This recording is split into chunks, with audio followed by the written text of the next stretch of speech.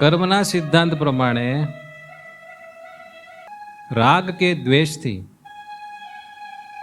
જે બાબતનું ઘાટું ચિંતન થાય એની ગાંઠ જીવમાં પડી જાય.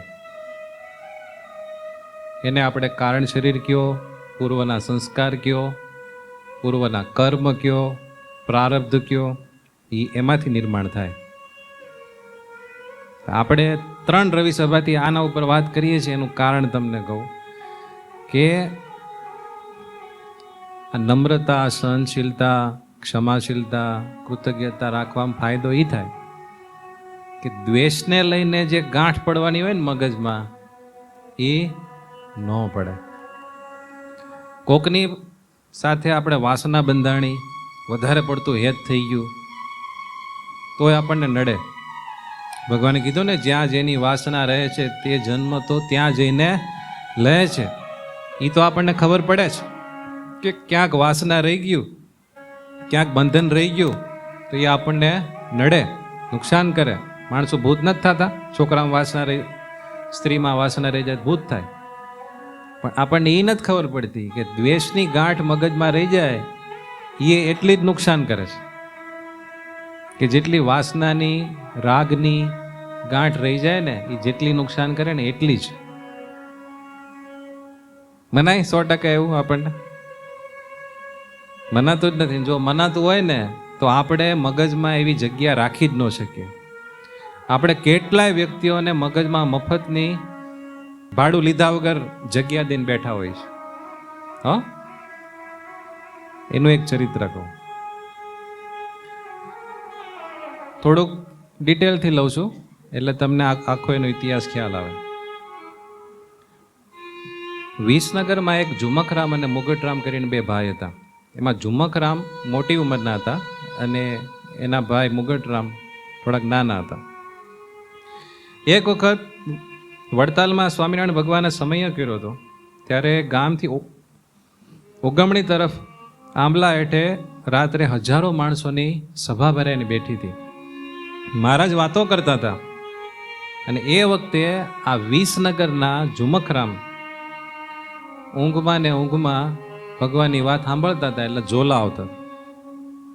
એટલે એને ઝોલા આવતા હતા ને એટલે મહારાજના હાથમાં એક સોટી હતી. શ્રીજી મહારાજનું કામકાજ એવું હતું કે કથા સાંભળતા હોય અને કોઈનું ધ્યાન ભટકે ને કે ઝોલા ખાતા હોય એટલે ભગવાનને ગમે નહીં.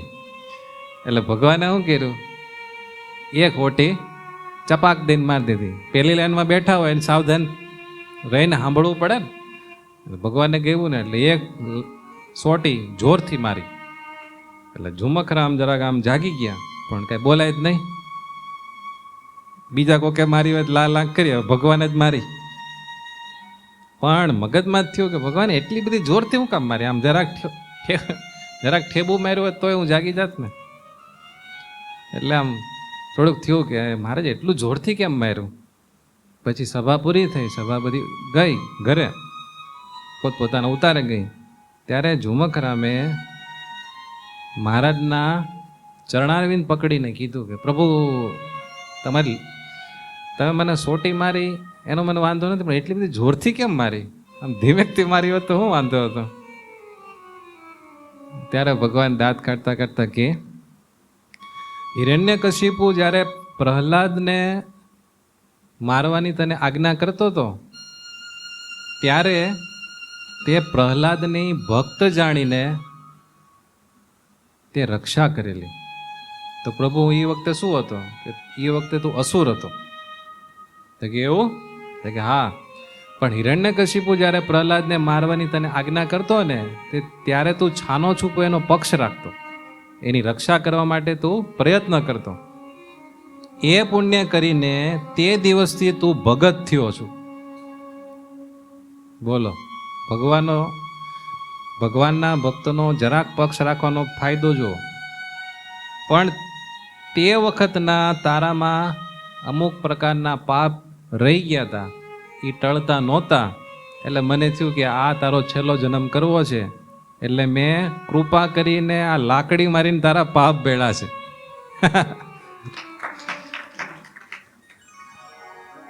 અને થયું એવો, મહારાજે જે દિવસથી એને સોટી મારીને એ દિવસથી 24 કલાક એને ભગવાનની મૂર્તિ દેખાય, અખંડ ભગવાનના દર્શન ચાલુ થઈ ગયા. પણ થોડુંક હજી સત્સંગ પાયકો નહોતો એટલે ભગત મૂંઝાણા. આ તો આવું છે ને, ઝુમખરામને જરાક મૂંઝવણ થઈ કે 24 કલાક મૂર્તિ દેખાય, મારે કામ ધંધો કેમ કરવો? એટલે એણે ભગવાનને પ્રાર્થના કરી, ભગવાન પાસે જઈને પોક મૂકી કે ભગવાન તમે બહુ કૃપા કરી, પણ 24 કલાક તમે દેખાવ છો એટલે મારે કામ ધંધો નથી થતો, મારો ભાઈ નાનો, મારા મા બાપ વૃદ્ધ છે, મારે શું કરવું? એટલે ભગવાન કે તને મોટા મોટા યોગીઓને જે પ્રાપ્ત ન થાય એ તને દીધું કૃપા કરીને, પણ તને પૈચ્યું નહીં. તો કે જા, તને નહીં દેખે. ના ના ના, એમ નહીં, હાવ નહીં કાઢવાનું. તો હું 2 કલાક રોજ ધ્યાન કરું, પાછું 2 કલાક ધ્યાન કરતા હો, હું 2 કલાક ધ્યાન કરું ને ત્યારે અખંડ તમારી મૂર્તિ દેખાવી જોઈએ. ભગવાન કે વાંધો ને 2 કલાક દેખાશે, પણ 24 કલાકનું કેન્સલ કરે એવું બોલો. વાંધો નહીં, 2 કલાકનું થયું, આપણે 2 કલાકે ન થતું હોય. મહારાજ કે વાંધો નહીં. પછી એ ઝુમખરામ અને મુગટરામ વિસનગરથી પછી ગાંડાપુર શિફ્ટ થયા, મધ્યપ્રદેશમાં. અને ત્યાં રહેતા હતા. એમાં એક વખત મુગટરામ એનો નાનો ભાઈ બીમાર પડ્યો. બીમારી વધી ત્યારે એક દિવસ એ મુગટરામની પથારીની સામે તેજો મંડળમાં સ્વામિનારાયણ ભગવાને એને દિવ્ય રૂપે દર્શન દીધા. મહારાજ તો ગઢપુર બાજુ હોય અને આ લોકો તો મધ્યપ્રદેશમાં હતા. ભગવાને દિવ્ય દર્શન દીધા અને કીધું કે આજથી 10મે દિવસે અર્ધરાત્રિએ અમે તેને તેડવા આવશું. 10 દિવસ પછી રાતના 12 વાગે, અને સાથે 25 પાર્ષદો લાવશું. અને તે પાર્ષદો બંદૂકોના અવાજ કરશે અને તે સમયે તારા પાસે જે હશે તે બધાને અમારા દર્શન થશે. આવું ભગવાન સ્વામિનારાયણે દિવ્ય રૂપે દર્શન આપીને કીધું. બોલો, છે ને સ્વામિનારાયણ સંપ્રદાયની ગરિમા. ભક્ત ચિંતાણીમાં નિષ્કુળાન સ્વામી કહે છે, દેહ છતાં દુખિયા નહીં, તન છૂટે તેજ અંબાર, આવે પ્રભુજી તેડવા જાય બ્રહ્મ મહોલ મોજાર. બોલો, ભગવાનના ભગત થવાનો ફાયદો જો. રથ વેલ ઘોડા પાલખી વળી દેખે બહુ વિમાન, માગી શિખા મૂકે દેહને જેને મળ્યા સ્વામી ભગવાન. રથ વિમાન પાલખી જેનો જેવો સંકલ્પ હોય એ પ્રમાણે ભગવાન એને લેવા આવે અને બીજાને એવું દેખાય. મોટો પ્રતાપ મહારાજનો એક જીભે કહ્યો ન જાય, એમાં જે જાન ઉધરે નહીં તેનું આશ્ચર્ય કાય. અંતકાળ આવ્યો નથી કે સ્વામિનારાયણ ભગવાન એના ભગતને તેડવા આવ્યા નથી. આવા દયાળુ ભગવાન બીજા કોઈ મળે નહીં. મુગટરામને આવું કીધું. મુગટરામ ખુશ થઈ ગયા. નાની ઉંમર હતી તો એને સત્સંગ હતો એટલે કઈ ચિંતા નહોતી. એક દિવસ તો બધાએ જવાનું છે વહેલા ભગવાનના ધામમાં, એટલો સેફટી વાળો રસ્તો મળ્યો, એનાથી શું મોટી વાત. એણે એના મોટા ભાઈ ઝુમખરામને વાત કરી. પણ હવે સમજવાની વાત છે, ભગવાને એટલી તો વાત કરી, સાથે સાથે એને એના પૂર્વ જન્મનું જ્ઞાન આપ્યું. કોને? મુગટરામને. અને ભગવાને એને એવું જ્ઞાન આપ્યું કે તમે છે ને રામાવતાર વખતના છો. રામાવતાર વખતે રામચંદ્રજી વનવાસમાં ગયા ત્યારે ભરતજી એમની પાછળ ગયા હતા એમને લેવા માટે. આવે છે ને રામાયણમાં કથા. ત્યારે ભરતજીના સૈન્યના 2 સૈનિકોએ એક ઋષિની ઝૂંપડી એના ભાલાથી આમ ખેંચીને કંઈક બગાડી કે તોડી એવું કંઈક કર્યું, અને એ ઋષિ ખીજાણા, એ ઋષિ તમે છો કે, અને તમારા મા બાપ છે ને એ ઓલા બે સૈનિક છે, એટલે એ વખતનું તમારે એની હારે વેર છે, એટલું બધું જે વેર ઝેર છે એટલા જન્મોથી હાલ્યું આવે છે, પણ આ વખતે તમને મારા સંતોનો ભેટો થયો ને મારો નિશ્ચય થયો, અને અમે આ પૃથ્વી ઉપર પ્રગટ છીએ,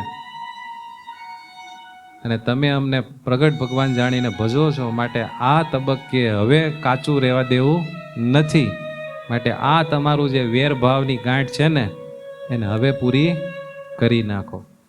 આવું ભગવાને એને પૂર્વજન્મનું જ્ઞાન મુગટરામને આપ્યું. એટલે મુગટરામે એના મોટા ભાઈ ઝુમકરામને બોલાવીને વાત કરી કે 10 દિવસ પછી 12 વાગે ભગવાન મધરાત્રિએ મને લેવા આવશે, 25 પાર્ષદો આવશે અને ઢોલ નગારા વાગશે, અને એ વખતે બધાને ભગવાનના દર્શન થવાના છે. અને બીજું તમને કહી દઉં કે બા બાપુજીને મારી પાસે આવવા દેતા નહીં, અને જો પાસે કદાચ આવ્યા તો હું એને બચકું ભરી લઈશ.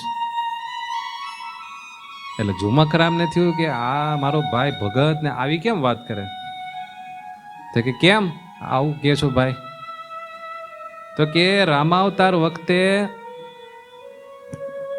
આ આપણા મા બાપ છે એ બે ક્ષત્રિય હતા, અને હું ઋષિ હતો અને વનમાં રહેતો હતો, અને ભરતજી જ્યારે રામચંદ્રજીને મળવા માટે આવ્યા ને ત્યારે એ બે સૈન્યની હારે આવ્યા હતા, સૈનિક હતા એટલે, અને એણે મારી પર્ણકુટી તોડી નાખી હતી.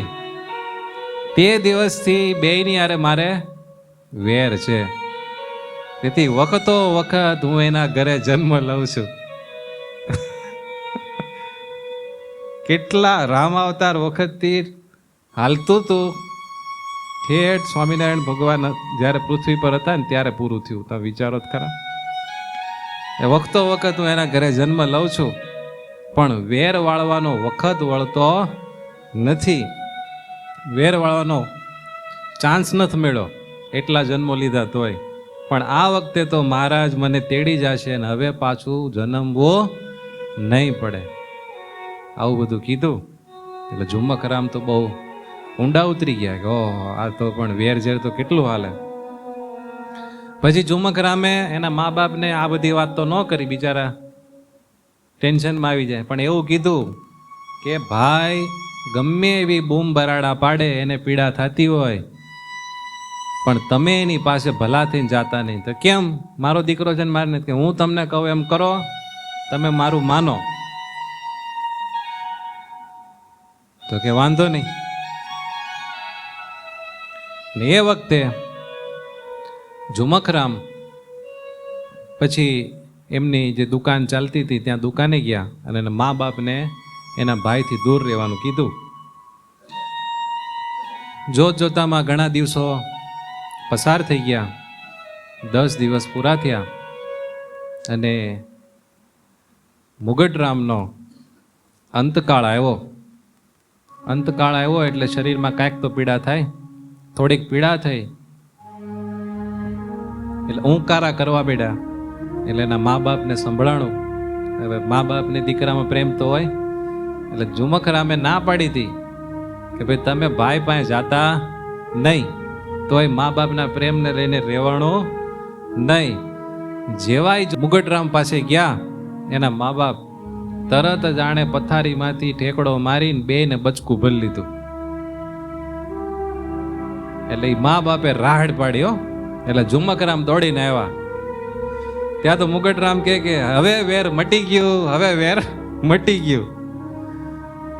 અને પછી તરત જ નગારા વાગ્યા. ભગવાને કીધું તો ને, નગારા વાગ્યા, બધાને ભગવાન 25 પાર્ષદ સાથે આને તેડવા માટે આવ્યા છે, એ બધા દર્શન થયા. અને ભૌતિક દેહનો ત્યાગ કરીને દિવ્ય દેહ ધારણ કરીને ભગવાનની સાથે ધામમાં ગયા.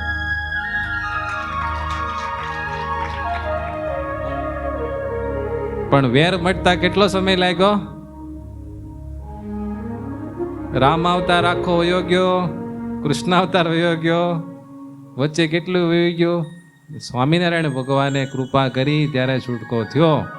એમ વાસના ક્યાંક બંધાઈ જાય ને તોય જીવ હેરાન પરેશાન થાય ને એની જેટલો જ ક્યાંક દ્વેષ બંધાઈ જાય તો પણ આવું જ થાય.